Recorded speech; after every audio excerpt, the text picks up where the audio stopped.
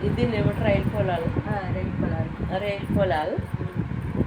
ఒక గ్లాసు పిండి, 2 గ్లాసులు నీళ్ళు పోసిన.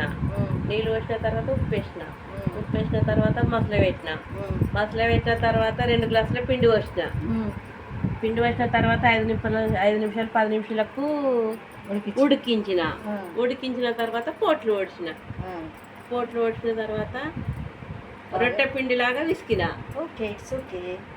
పిసికి ఇట్లా రైలు పోలాలు చేస్తున్నా. రైలు పోలాలు చేసి మళ్ళీ ఆవాలు జీలకర్ర.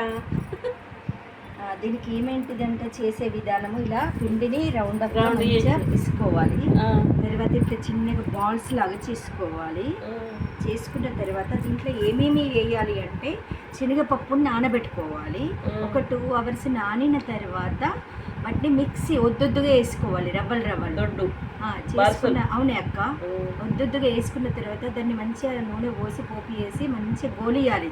ఆ శనగపప్పును మిక్సీ చేసిన తర్వాత మంచిగా ఉప్పు, కారము, మిరపకాయలు, ఆనియన్ అన్నీ మంచిగా ఫ్రై చేయాలి.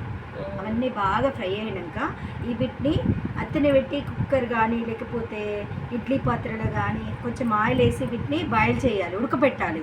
ఇట్లా ముట్టి చూస్తే ఉడకాలి. అవి తీసి అవి బాగా ఫ్రై అయిన తర్వాత మనకు సరిపోయేంత అంత వేసి అవి ఫ్రై చేయాలి. ఫ్రై చేసిన తర్వాత వేడి వేడి రైలు పలారం రెడీ. అక్క, ఇది నాకు బాగా ఇష్టం. రైలు పలారం నాకు కూడా బాగా ఇష్టమే. చెల్లి కోసం అక్క చేసింది. కాదు అక్క ఎదురు చూస్తుంది చెల్ల కొరకు రావద్దు చేసుకొని తిందామంటే. మనం చేసుకుంటామా?